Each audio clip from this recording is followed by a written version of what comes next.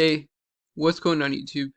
I just wanted to make a tutorial to show you how you can insert a button in Microsoft Excel. So the first step to do, if you haven't done so already, is to enable the Developer tab. To do this, go to File, Options here at the bottom. Now that we have clicked Options, we're going to want to go down here to the middle, Customize Ribbon. Where after this, there are on the right side there's Customize Ribbon, where under Main Tabs, you're going to see a list of tabs. So drop down menu for main tabs, and you're going to see a list of tabs. And then there's going to be a developer tab. Just left click on that box. That will enable the developer tab. Then click OK. And now you see the developer tab. Now to insert a button, all you have to do is click on the developer tab. Then go to insert. And here you're going to see form controls and ActiveX controls. Now you're going to want to, more likely than not, in most cases, insert a form control. So here we're going to left click on form control button. We're going to draw the button, and after you do that, it's going to give you an option to attach the button, attach a macro to the button. For now, we're just going to leave that alone, and we're going to just click OK.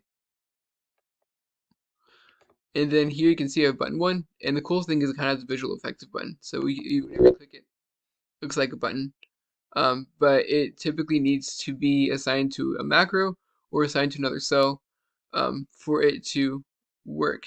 So now here we can edit the text of the button. So right click on the button, click edit text. You can call this a subscribe button, for example. So it says a subscribe.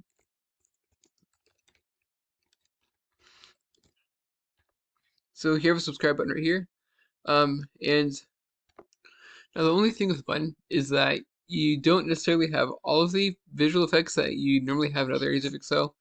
So you can change the background of the button, but that requires a VBA solution. So there's really an easy non-VBA solution to change the background color button.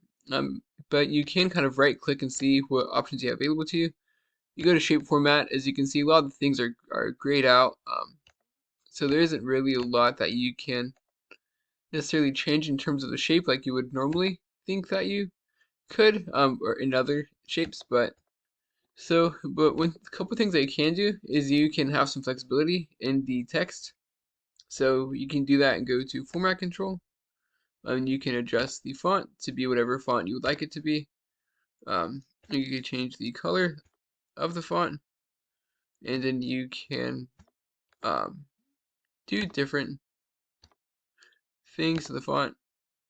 You can change the properties, add protection to lock the button and the text, and just change the height, margins,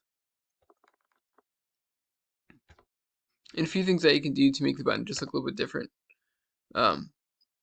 So that said, I hope that you found this quick tutorial to be helpful, and if you did, please like, subscribe, and comment. Let me know if you have any questions, comments, or concerns.